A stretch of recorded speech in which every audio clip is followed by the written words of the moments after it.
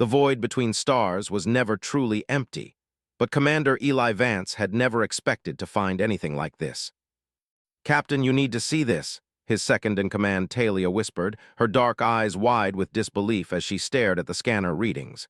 It's a ship, but nothing like I've ever seen before." The Artemis had been 3 years into its deep space survey mission when they detected the anomaly, a drifting vessel of impossible design, its hull gleaming with an iridescent material that seemed to bend light around it. As chief astrophysicist of humanity's most ambitious expedition beyond the solar system, Eli had seen wonders, but nothing that made his heart race quite like this. "Life signs?" he asked, straightening his uniform as he approached the view screen. Talia shook her head. "Nothing definitive, but there's an energy signature emanating from what appears to be a central chamber. It's pulsing almost like a heartbeat." The boarding party assembled quickly. Eli, Talia, Dr. Kenzo the xenobiologist, and Marcus, their security officer. As their shuttle approached the alien vessel, Eli couldn't shake the feeling that they were being watched, evaluated. "The hull's composition is unlike anything in our database," Kenzo muttered, his instruments whirring softly. "It's absorbing and reflecting our scans simultaneously." The entry point revealed itself as they approached, a portal spiraling open like the iris of an eye. Inside, corridors curved in gentle, organic lines, illuminated by a soft blue luminescence that seemed to flow like water through transparent conduits in the walls. "It's beautiful," Talia whispered. "And completely abandoned," Marcus added, sweeping his scanner around. "No movement for what my readings suggest might be decades, possibly centuries." They followed the pulsing energy signature deeper into the ship. The corridors narrowed and widened in a rhythm that Eli realized matched the human respiratory system, as if the ship itself was designed to breathe. The central chamber opened before them like a blossoming flower, revealing a sight that stole the breath from Eli's lungs. A crystalline pod stood at the center, and within it floated a humanoid figure. Female in form, her skin was the color of opal, with subtle patterns that shifted like starlight across her surface. Delicate tendrils that resembled hair flowed around her head in a suspended dance. "She's in some kind of stasis," Kenzo breathed, approaching the pod with reverent steps. "And look, the pod's failing." Indeed, the crystalline surface was developing fractures, the blue energy pulsing more erratically now. "Can we stabilize it?" Eli asked, moving closer. "I don't think we need to," Kenzo replied, pointing to a display beside the pod that was cycling through unfamiliar symbols. "I think it's waking her up." As if responding to his words, the pod began to dissolve, the crystal turning to luminescent particles that floated upward and dissipated. The alien woman descended slowly to the floor, her eyes still closed. Then suddenly she opened them. Twin orbs of deep violet regarded them with a mixture of surprise and what Eli could only interpret as profound relief. She spoke, her voice like chimes in a gentle breeze, the words unintelligible but somehow conveying emotion that transcended language. Their universal translators hummed, struggling to process the phonetics. When the translation finally came through, her first words sent a chill down Eli's spine. "You have come, after all this time, someone has finally come," her gaze fixed directly on Eli. "I am Vila, last daughter of the Luminari, and you may be our only hope." She took a step forward, but her legs gave way. Eli moved instinctively, catching her before she fell. The moment their skin made contact, a shock of recognition passed between them, a connection that defied explanation. "My people are gone," she whispered, her voice breaking. "I am the last unless—" Her eyes searched his with an intensity that made his heart hammer in his chest. "Unless what?" Eli asked, still supporting her weight. "Unless you help me," Vila replied, her hand tentatively touching his face. "Your genetic structure, I can sense it even now. You are compatible. You could help me preserve what remains of my species." Behind him, Eli heard his crew's murmurs of astonishment. But all he could focus on was the desperate hope in Vila's eyes and the impossible weight of what she was suggesting. "How?" he managed to ask. "By becoming part of our legacy," she answered. "By joining your essence with mine to create what neither of us could alone." The implications hung in the air between them, as vast and mysterious as the cosmos itself. The medical bay of the Artemis hummed with activity as Dr. Kenzo ran his third battery of tests. Vila sat patiently on the examination table, her opalescent skin catching the light in ways that seemed to defy physics. Eli stood nearby, unable to tear his eyes away from her. "Remarkable," Kenzo muttered, studying the holographic display. "Her cellular structure is silicon-carbon-based, yet organized in patterns almost identical to our own. It's as if our species evolved along parallel paths despite originating from completely different star systems." Vila's gaze found Eli's across the room. "Your scientist speaks of coincidence, but my people believed in cosmic resonance, that certain patterns echo throughout the universe, creating bridges between worlds that seem impossibly distant." "Is that why you think I can help you?" Eli asked, stepping closer. Vila nodded, her luminescent tendrils shifting like a crown of stardust around her head. "When our sensors detected your ship, they also analyzed your biological signatures. You, Commander Vance, possess a genetic anomaly, one in approximately 7 billion of your kind." She stood, moving with a fluid grace that made her seem almost weightless. From a compartment in her fitted garment, she produced a small crystal vial filled with a swirling, iridescent substance. "This contains the last viable genetic material of my species," she explained, her voice softening with emotion. "But it is incomplete. The cataclysm that destroyed my world damaged it. It requires complementary material to stabilize and regenerate."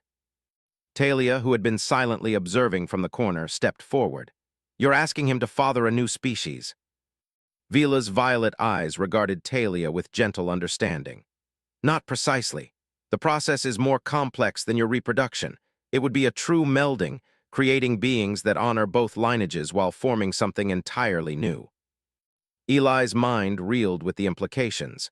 "How many of your people survived the cataclysm?" Pain flashed across Vila's features. "Thousands escaped initially. We scattered across the stars in arcs like mine. For centuries, we sent signals to one another, maintaining hope. But one by one, the signals ceased." Her voice wavered. "My last communication with another luminary was 73 of your years ago. I have been alone since." The weight of her solitude hung in the air, a grief so vast it seemed to fill the room. "What happened to your world?" Kenzo asked, his scientific curiosity momentarily overriding his tact. "Our sun became unstable," Vila replied. "We had centuries of warning, but even with all our technology, saving everyone proved impossible. We were a people of artists and philosophers, not warriors or conquerors. Our legacy was to be our knowledge and our understanding of the cosmos." She approached Eli, her steps measured and deliberate. "Commander, I have drifted through the void for over 200 years, preserving what remains of my civilization. In your terms, I am over 3 centuries old, though my species typically lived far longer." "How is that possible?" Eli breathed. "The stasis pod dramatically slows my biological processes," she explained. "I awaken only when my sensors detect potential compatible life or when the systems require maintenance. You are the 17th species I have encountered, but the first with true compatibility." Eli felt the eyes of his crew upon him. The responsibility was staggering. What exactly would this process involve? Vila's expression softened. "First, there must be trust, understanding. I would never ask for such a profound gift without offering knowledge in return." She gestured to her ship, visible through the viewport. "My vessel contains the complete historical and cultural archives of my people, technology beyond your current understanding, star charts of regions your telescopes cannot yet reach." "And in exchange?" Eli asked, though he already knew the answer. "In exchange, I ask for a part of you, not just physically, but your perspective, your humanity." Her fingers brushed his, sending an electric current up his arm. "Our species may be compatible physically, but true union requires more. If we succeed, the children born of this merger would carry forward both legacies, human and luminary." Captain Jurgen, who had been listening from the doorway, cleared his throat. "Commander Vance, need I remind you of protocol? Our mission is observation and scientific discovery, not interspecies procreation." Eli turned to his captain, conflicted. "With all due respect, sir, we're talking about preserving an entire civilization. Their knowledge, their culture, everything they were." "Knowledge we could still access without your personal involvement," the captain countered. "The diplomatic implications alone are staggering." Vila watched the exchange with quiet dignity. I understand your hesitation. Such decisions cannot be made hastily. I only ask that you consider what is at stake, not just for me, but for the tapestry of cosmic life. When a species vanishes, a unique perspective on existence vanishes with it. Talia stepped forward again. Commander, your DNA samples alone might suffice. There's no need for whatever she's suggesting.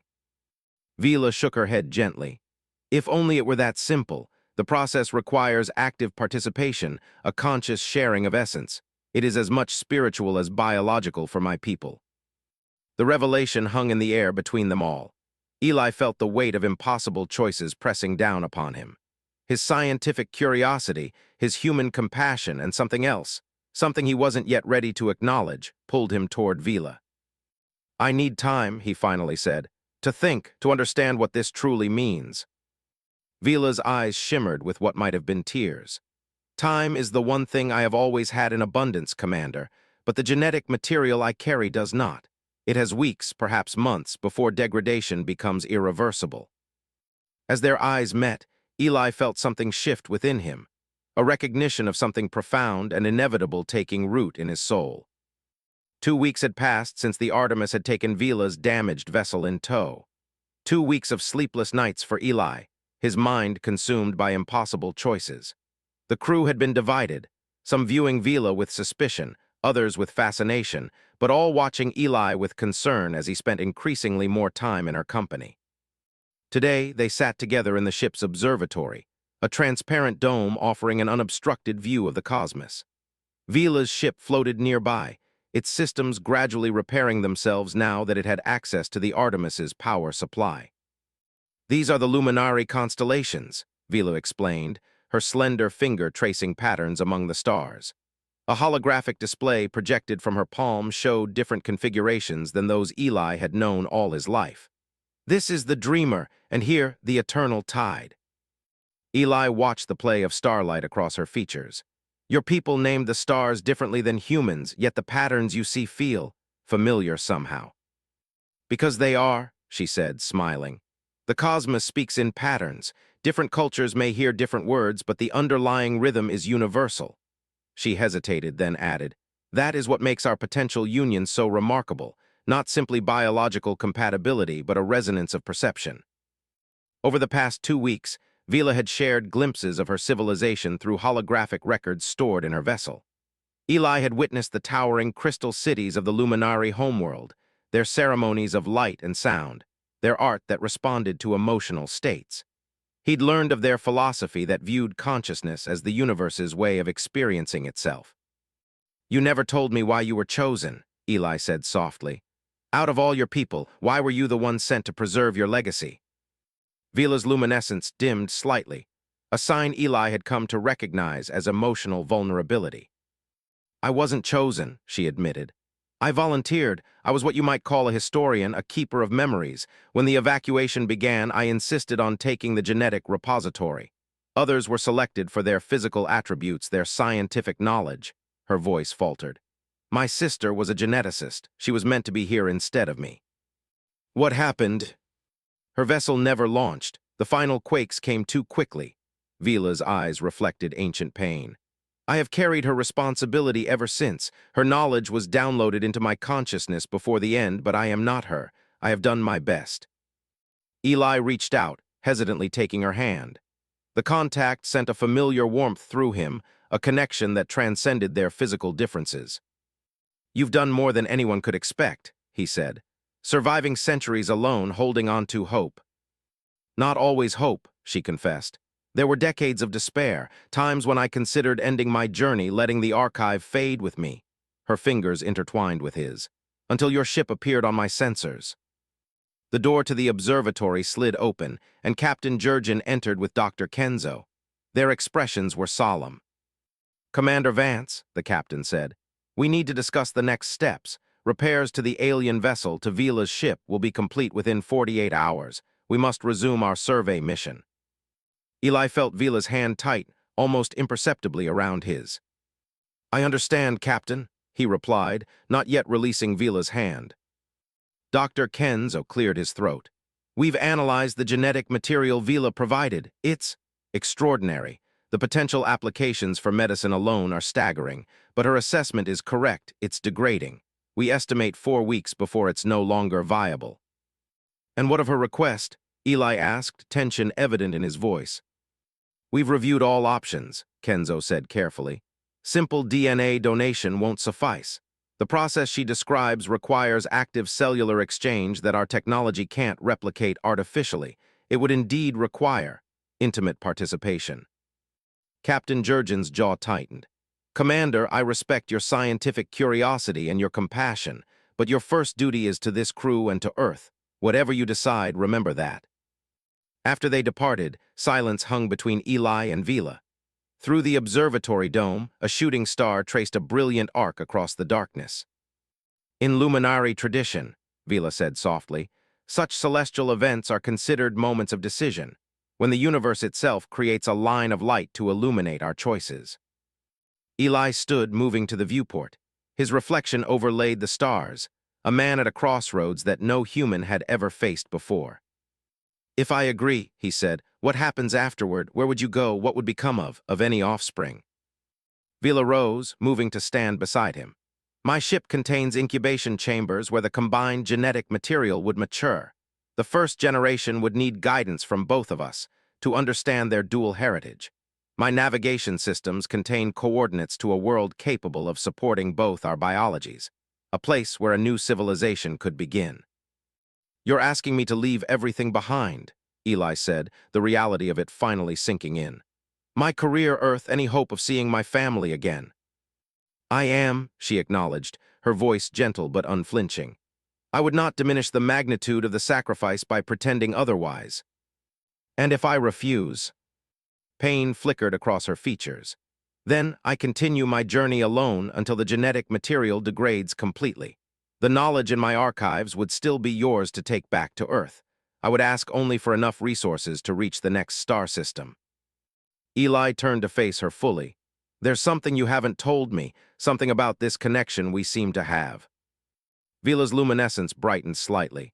You felt it too, then. It's called the resonance, rare even among my own people, a synchronization of neural patterns. My instruments detected it the moment we met. It's why my stasis pod awakened when your ship approached. Why your touch carries such intensity. As if to demonstrate, she gently placed her palm against his cheek. The contact sent waves of warmth through him, accompanied by flashes of emotion and memory that weren't his own. A sunset on a world with twin moons, the sound of crystalline music, a profound loneliness that spanned centuries. This is how Luminari truly know one another, she whispered. Not just through words or physical closeness, but through shared consciousness. It is rare, precious, and completely unexpected between different species. Eli covered her hand with his own, prolonging the connection. In that touch, he felt the weight of her journey, the depth of her hope, and something else, a growing affection that mirrored his own conflicted feelings. I need to make some arrangements, he said finally, his decision crystallizing even as the words left his mouth. And I'll need to say goodbyes. Vila's eyes widened. You mean? I can't let an entire civilization disappear when I have the power to prevent it, he said, surprising himself with the certainty in his voice. The scientist in me couldn't live with that choice. And the man in me, he hesitated, then finished, the man in me can't bear the thought of you continuing alone. Tears like liquid starlight gathered in Vila's eyes. Eli. It was the first time she had used his given name, and the sound of it in her melodic voice seemed to seal his fate. Whatever came next, whatever the price, in that moment, Eli knew his path now led away from Earth and into the unknown, alongside this luminous being who had traveled across time and space to find him. The farewell had been harder than Eli anticipated. Captain Jurgen's disappointment, Talia's tears, Dr. Kenzo's quiet understanding, each had left its mark. But the decision was made. The Artemis would continue its survey mission while Eli departed with Vila aboard her vessel, now repaired and humming with renewed energy. The Luminari called these ships seed-bearers, Vila explained as they cleared the Artemis's escort range. She guided Eli through the organic corridors that seemed more alive than ever, pulsing with soft blue light. They were designed for extended journeys between stars, carrying the essence of our civilization. Eli ran his fingers along the translucent wall, feeling it warm to his touch. It responds to me differently now. Vila smiled. It recognizes you as connected to me through the resonance. Their living quarters were a chamber that adapted to their needs, expanding, contracting, changing temperature and light according to their biorhythms. The ceiling became transparent at night, revealing the stars streaking by as they traveled faster than any human vessel had ever managed. "How long until we reach this world you mentioned?" Eli asked as they shared a meal of synthesized nutrients calibrated to suit both their physiologies. 7 days, Vila replied. It's a planet in the habitable zone of a stable yellow star, similar to your sun but younger. We call it Novali's New Beginning. The journey gave them time to learn each other's ways. Eli taught Vila human games like chess, which she mastered with frightening speed. In return, she introduced him to luminary thought exercises that expanded his perception of time and space. Each night, they shared memories through the resonance, his childhood on Earth, her life among crystal spires. On the third day, Vila led him to a chamber he hadn't seen before, a circular room with a pool of luminescent liquid at its center. "This is the communion chamber," she said, her voice hushed with reverence, "where the genetic preservation ritual begins." Eli approached the pool cautiously. "It's beautiful. It contains nanobiological agents that will prepare our bodies for compatibility," she explained. "For my people, this was a sacred space, where new life was conceived not just physically, but with intention and consciousness." She began to unfasten her iridescent garment, revealing more of her opalescent skin. Eli felt his breath catch. Despite her alien features, there was a haunting beauty to her form, humanoid yet ethereal, her body emitting a soft glow from within. "The process must begin with immersion," she said, her eyes meeting his with vulnerability and trust. "Together." Eli hesitated only briefly before removing his own clothing. The air in the chamber was perfectly balanced, neither warm nor cool against his skin. Vila extended her hand, and he took it, feeling the now familiar pulse of the resonance between them. They stepped into the pool together. The liquid was neither wet nor dry, but something in between, a suspension of particles that seemed to dance across his skin, penetrating and analyzing. "It's mapping your genetic structure," Vila explained, her voice taking on a dreamlike quality. "Learning you as I am." Their bodies floated, surrounded by the swirling luminescence. Through the resonance, Eli began to sense her thoughts, her feelings, more clearly than ever before. The loneliness of centuries, the burden of being the last, the desperate hope his arrival had kindled, all flowed between them. "I never expected this," Vila whispered, moving closer to him in the pool. "When I began my journey, it was duty alone that drove me. The preservation of my species was a scientific imperative, nothing more." Her luminescent tendrils floated around them like a cosmic halo. "I never imagined I would find someone whose mind could touch mine this way." Eli reached out, tracing the patterns on her skin with gentle fingers. Where he touched, her glow intensified, responding to him. "On Earth, we have a saying that the universe works in mysterious ways." "The Luminari believed nothing was truly mysterious," she replied, "only not yet understood." Her hand mirrored his exploration, learning the contours of his human form. "But this, what grows between us, challenges that belief." The liquid around them began to pulse in rhythm with their heartbeats, synchronizing them. Through the resonance, Eli felt his consciousness expanding, touching hers. It was intoxicating, a closeness beyond anything possible between two humans. "This is how my people loved," Vila said, her voice barely audible as she moved into his embrace. "Not just with bodies, but with entire beings." Their first kiss was a shock of sensation, not just physical but mental, a cascade of shared emotion that left Eli breathless. Her lips were softer than they appeared, warm and yielding against his own. Where their skin met, patterns of light danced between them, transferring from her body to his in swirling, hypnotic designs. "You're glowing," she murmured in wonder, pulling back to look at him. Eli looked down to see faint luminescent patterns appearing on his skin, echoing hers. "Is this normal?" "No," she admitted, her eyes wide. "This is unprecedented. The resonance between us is stronger than I imagined possible." They came together again, bodies and minds intertwining in the sacred pool. What followed transcended human concepts of intimacy. It was a merging of essences, a dance of genetic material guided by conscious intention. Eli felt himself dissolving and reforming, Vila's consciousness flowing through him as his flowed through her. Images flashed through his mind. Crystal cities rising, children with stars in their eyes, generations unfolding across time. He saw through her memories and into possibilities, their shared future taking shape in the quantum field of potential.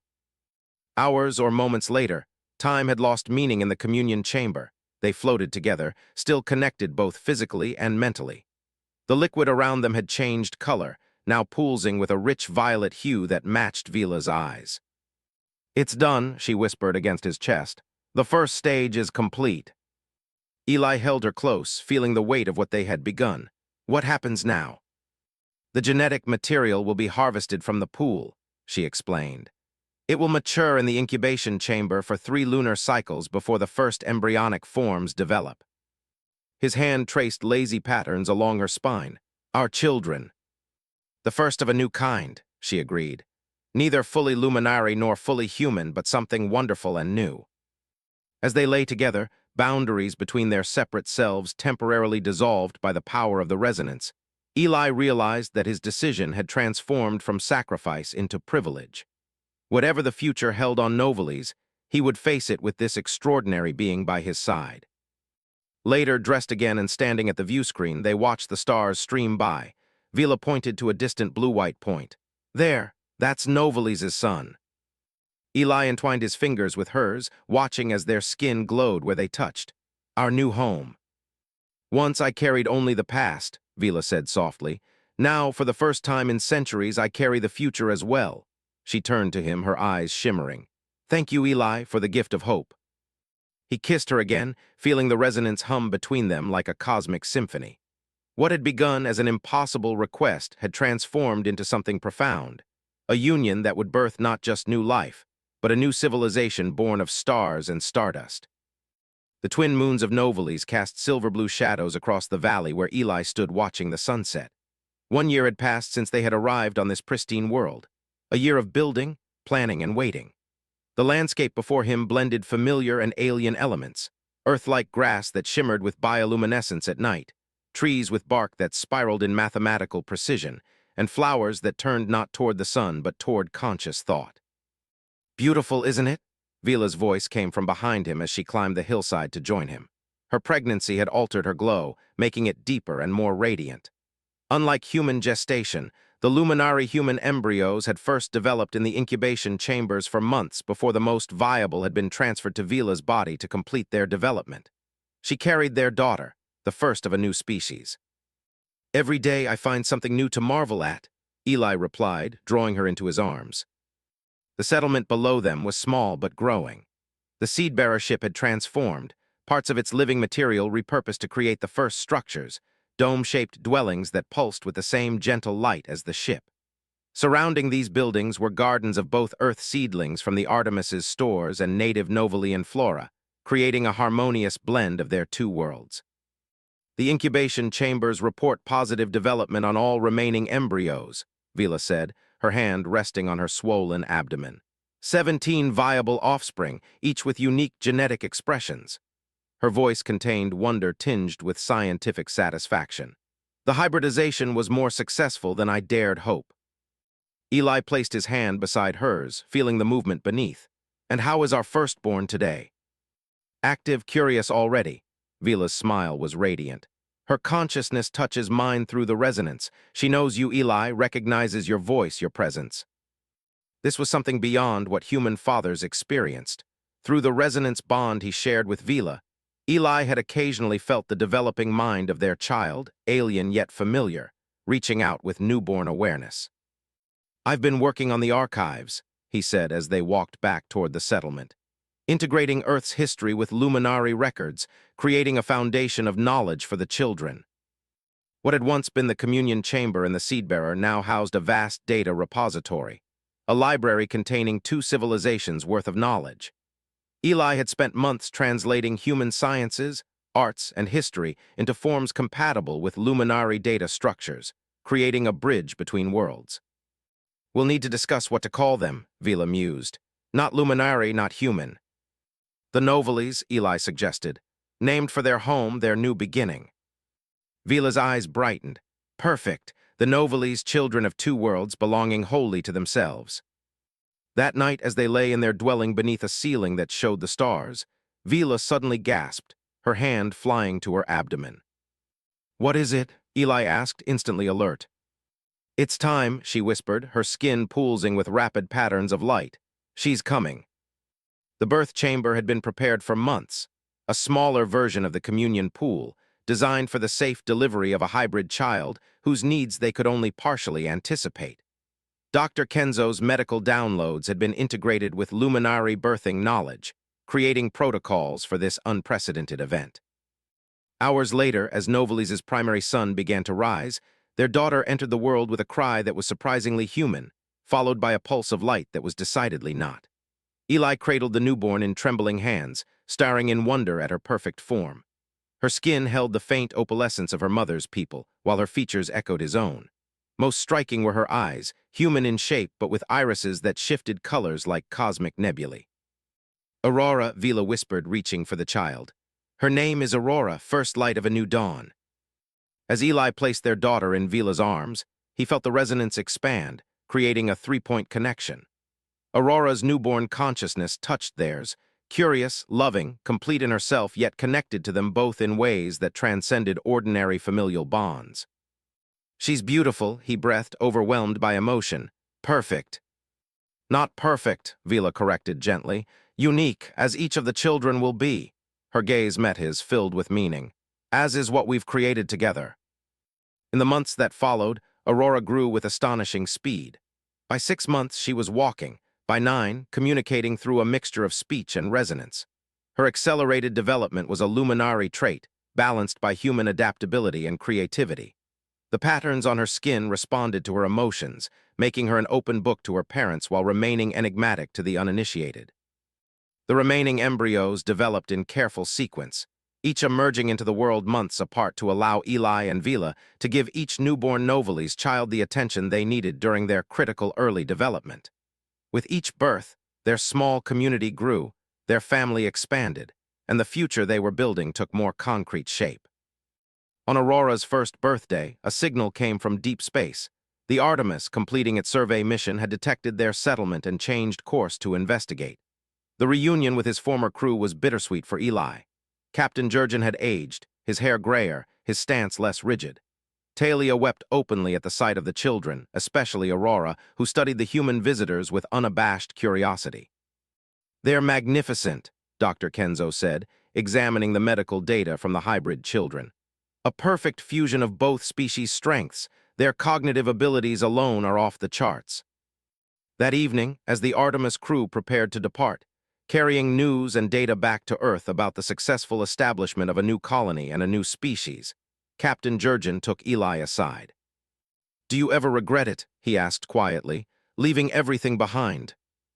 Eli looked across the gathering to where Vila stood with Aurora in her arms, their skin glowing in synchronicity as they communicated through the resonance.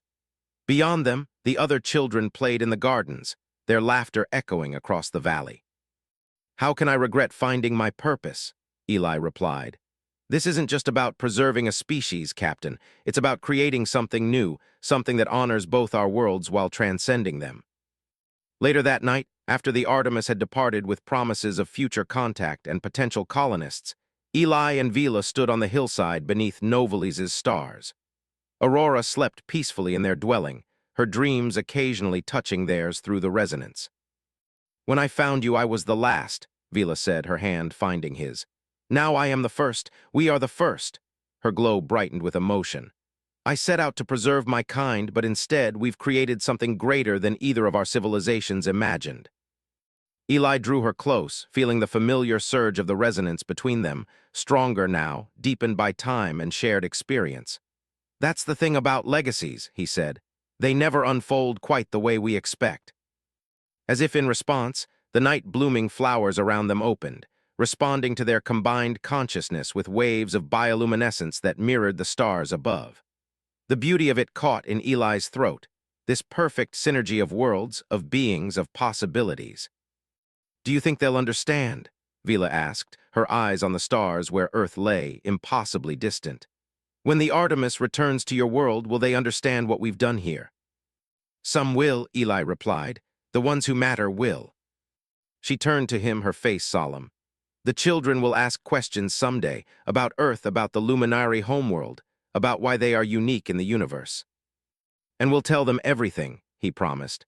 That they carry the best of two worlds, that they exist because two civilizations reached across the stars and found each other. His voice softened.